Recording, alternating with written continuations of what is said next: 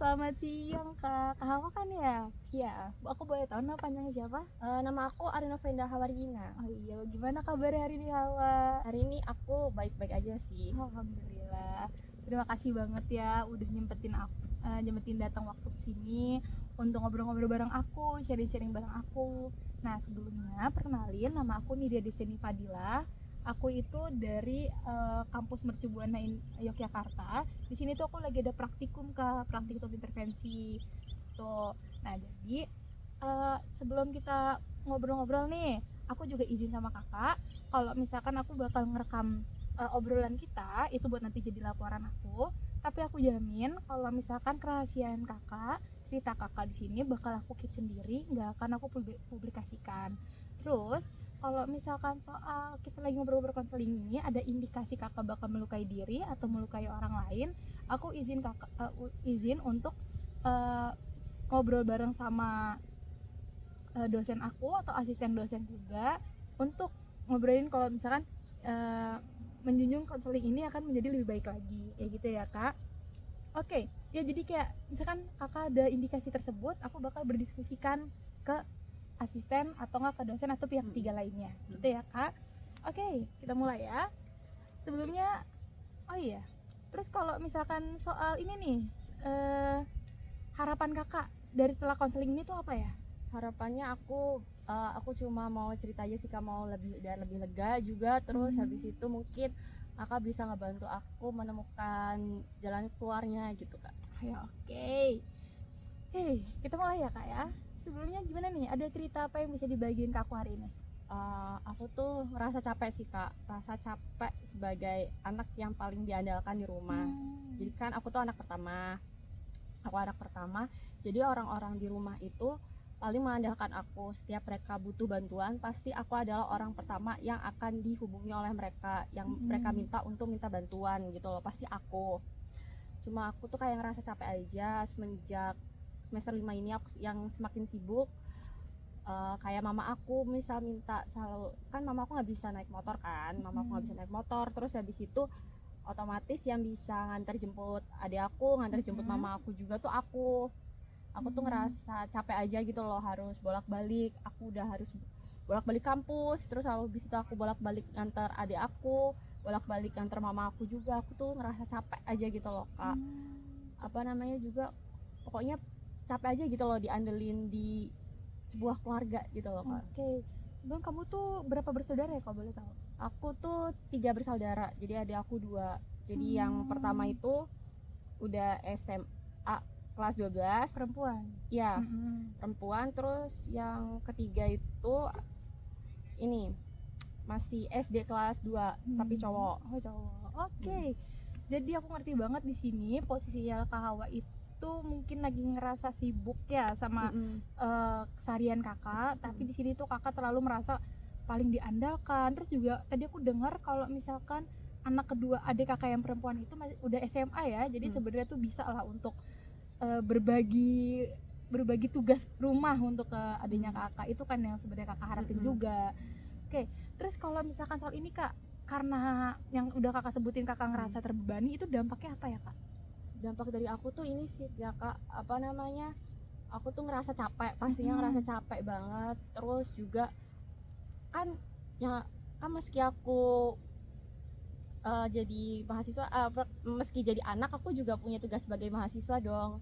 Terus aku juga punya teman, punya kehidupan sendiri juga gitu loh. Jadi ketika aku punya janji sama temen aku, meski itu tugas ataupun sekedar main gitulah ya Kak, itu tuh aku tuh rasa ini loh, sering telat gitu di antara teman-teman aku. Pasti aku selalu giniin, bentar ya aku masih harus nganter adik aku, bentar ya aku masih harus jemput adik aku. Atau kadang tuh aku bilang juga ke temen aku, bisa nggak kalau misalnya kita janjiannya jam segini aja, jangan jam segini masih kudu jemput adik aku. Jadi tuh aku ngerasa nggak enak gitu loh sama teman-teman aku sering apa namanya, sering telat, sering ngundurin waktu gitu kan. Meski teman-teman aku tuh pengertian sih, teman-teman aku, oh iya nggak apa-apa lah, kita tungguin kok, santai aja. Meski cuma aku ngerasa bersalah aja gitu loh Kak. Jadi tuh dampaknya yang paling kakak rasain itu sebenarnya lebih ke bagi waktu ya, lebih ke bagi waktunya juga, terus ngerasa kayak apa yang kakak inginkan, apa yang pengen kakak lakuin, pengen senang-senang mungkin atau sambil nugas, tapi di saat itu keganggu waktunya sama kayak harus banget jemput adik sama jemput antar adik gitu kan ya.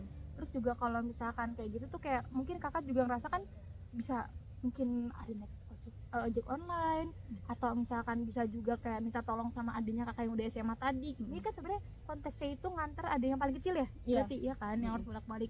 Makanya kayak pengennya kakak tuh bisa buat ngobrol bareng lah sama adik kakak, buat kayak ganti-gantian yang jemput kayak gitu ya. Nah kalau soal kayak gini kak, itu pernah nggak sih kakak itu nyari solusi atau nggak sekedar ngobrol-ngobrol bareng mama atau bareng adiknya kakak mungkin buat ngatasin solusi yang udah kakak alami nih? Kakak kan udah ngerasa susah ngebagi waktu, nah terus gimana nih caranya biar sama-sama enak gitu?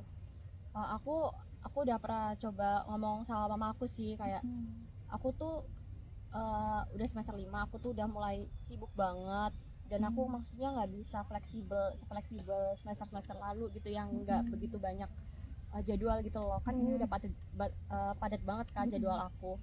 Jadi aku ngerasa, aku udah ngomong ke mama aku, tapi mama aku ngerasa sedih aja sih, kayak mama aku ngerasa sedih mungkin kan selama ini kalau kalau di jalan itu mama tuh sering cerita juga kan, maksudnya lebih kayak ada waktu gitu loh aku sama mama aku. Nah itu mama ngerasa sedih di situ, mungkin mama ngerasa kurang ada waktu aja sih sama aku, cuma aku kan juga bisa capek ya pastinya. Jadi aku udah ngomong sih kalau misalnya aku nggak bisa ya bisa lah ya pakai ojol aja gitu loh, harus aku tinggal isiin uang berapa sih buat sekedar ojol aja gitu, kayaknya juga nggak nyampe beratus-ratus ribu, kalaupun nyampe ratus ribu kayaknya nggak berpengaruh pada ekonomi keluarga juga kan. Jadi itu aku ngerasa, jadi aku udah bilang sih mama ngerasa sedih juga. Terus habis itu oh iya aku lupa sampein juga dampak lainnya tuh, aku jadi kayak lebih ke ini loh, lebih ke apa sih namanya, temperamen gitu ke mama aku. Jadi ketika mama aku ngomong, nah udah nanyain kan nanti kamu pulang kuliah jam berapa, kayak aku baca itu kayak udah ada isunya gitu loh kak, kayak ini pasti kalau misalnya aku ditanyain kayak gini pasti aku bakal disuruh ini lagi nih, suruh antar jemput lagi nih gitu. Jadi aku tuh mikirnya udah kayak gitu, ketika mama aku nanya kayak gitu kan pasti aku jawabnya tuh agak ketus gitu loh, kenapa aku pulang jam segini gitu.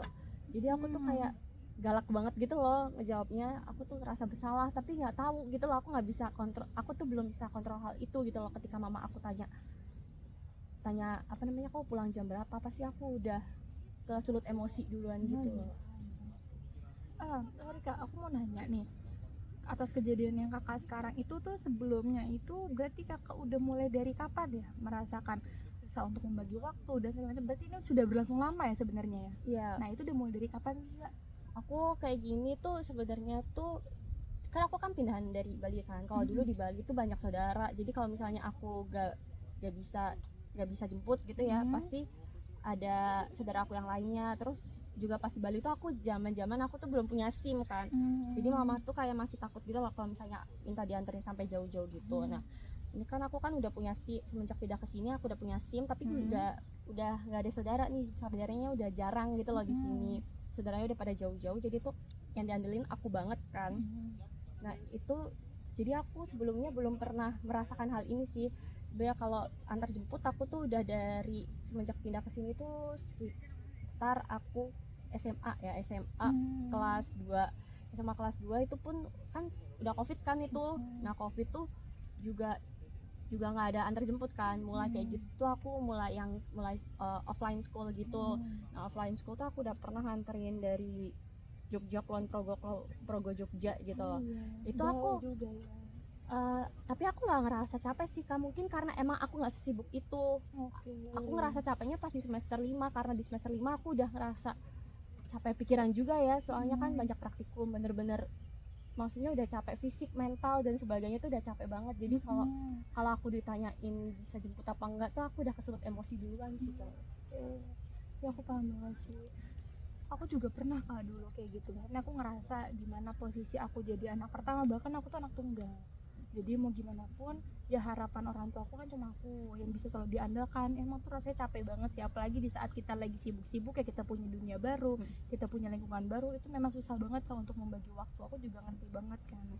Oke, terus kalau misalkan kayak gini kak, eh, kamu itu berarti merasakan bahwa kamu itu sebenarnya dulu itu kayak tidak merasa keberatan karena waktu itu kamu itu masih bisa membagi waktu ya. Jadi sebenarnya kamu kan orang yang ikhlas juga tuh, kamu udah hebat banget, kamu mau nganterin adik kamu ke Kulon Progo dari Jogja gitu, dari kota ya, dari kota atau ke Kulon Progo kan tuh jauh banget. Tapi kamu udah bisa untuk mengatur waktu saat itu. Tapi sekarang kamu merasa keberatan karena kamu rasa semester 5 ini ngebuat kamu juga makin padat jadwalnya, terus kamu juga makin banyak praktik-praktik, kamu juga lebih sering banyak, pokoknya kegiatan kuliah makin padat, itu yang ngebuat kamu itu sekarang jadi lebih sedikit merasa terbebani gitu kan. Terus juga aku paham banget dimana kamu udah mencoba ngobrol sama ibu kamu, udah mencoba ngobrol sama adik kamu, tapi ya tetap aja seperti kejadian tetap diulang-ulang lagi gitu ya, kayak karena nggak ada solusinya nih kayak gitu kan. Iya aku ngerti banget rasanya. Gini sih kak, kalau menurut aku ya, kayak tadi kan yang udah kakak bilang juga, kalau misalkan mama kakak itu pernah ngobrol sama kakak di motor kayak kehilangan waktu kakak dan segala macem. Mungkin aku ngerasa kalau misalkan kakak itu karena anak yang tertua, nah itu yang paling dekat sama mama, jadi mungkin mama emang bisa sharingnya atau ngobrol-ngobrol bertukar cerita itu sama kakak. Kayak aku juga denger kayak mama tuh yang paling dekat sama kakak kan ya berarti. Nah mungkin kalau adik-adik kakak kan masih SMA, kan masih baru pubertas, jadi kalau untuk sharing apa-apanya kan masih belum bisa memberi tempat yang lebih nyaman dibandingkan kamu mungkin. Terus juga kan kalau adik kamu masih kecil banget, yang paling kecil, jadi mungkin memang mama itu bukan semata-mata hanya mengandalkan kamu kak, jadi mungkin lebih yang kayak, oh ini anak tertuaku tuh udah dewasa, udah bisa lebih ngertiin aku, mungkin seperti itu. Cuma nanti mungkin kedepannya kakak bisa ngobrol-ngobrol bareng lagi sama mama, menjelaskan semua apa yang kakak rasain, menjelaskan semua apa yang udah kakak jalanin kayak gitu. Kamu udah hebat banget, kamu udah keren banget, bisa nyampe kesini juga kamu masih bisa ngebagi waktu di waktu yang sibuk ini. Aku aja kuliah juga belum tentu bisa ngebagi waktu kalau aku punya adik dengan tugas aku yang seperti itu. Kayak kamu semangat terus, kamu bener-bener aku yakin kamu bisa buat ngadepin ini semua. Kamu juga makin bisa ngebagi waktu, mungkin kamu juga mulai lebih dewasa lagi, kamu bisa mengatur emosional kamu lagi, aku yakin banget. Pokoknya kamu semangat terus ya. Jadi dapat disimpulkan apa yang kamu rasakan ini, aku juga mengerti apa yang kamu rasakan. Aku juga mengerti banget gimana rasanya menjadi anak tertua yang harus diandalkan, yang punya banyak waktu dan punya kehidupan lain.